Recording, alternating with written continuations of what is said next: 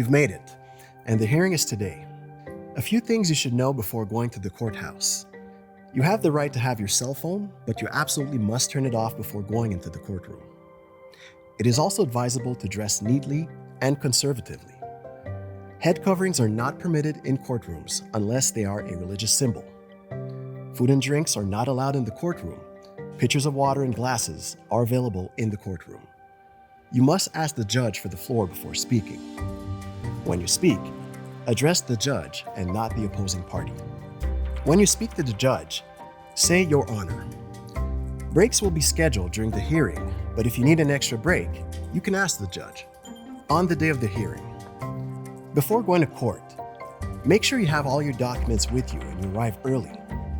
Once you've arrived, take a seat in the courtroom, introduce yourself to the court personnel, and wait. Please note that family law hearings are not open to the public for reasons of privacy and confidentiality. This is known as an in-camera session. Only the parties, lawyers, court personnel, including the judge, will be present in the courtroom. When the judge is ready to enter, the court usher will announce his or her arrival. You should then remain silent, stand up, and wait for the court usher to tell you to sit down once the judge is seated. The court clerk will ask you to introduce yourself. You will then have to provide your name and confirm that you are not represented by counsel if applicable. Presentation of the evidence. The hearing begins with the presentation of the evidence, namely documents, testimony, and expert reports, if any. The party who initiated the proceedings, namely the applicant, starts. Then it is the respondent's turn. When it's your turn to present your evidence, you'll need to do it clearly and in chronological order so that the judge completely understands you.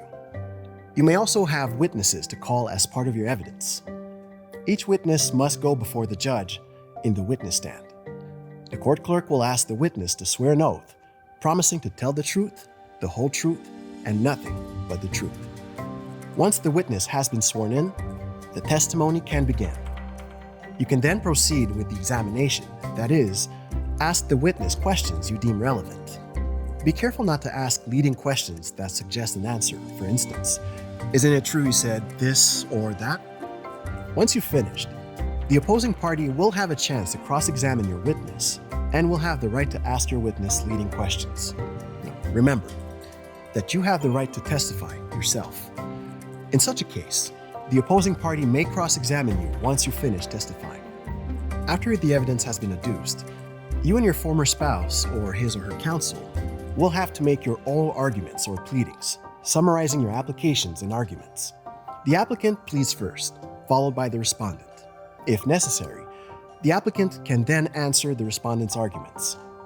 The judgment.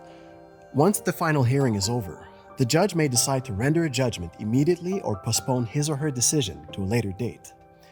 In the latter case, the judge is said to be taking the matter under advisement. He or she then has between 1 or 6 months to render a decision, depending on the types of applications filed.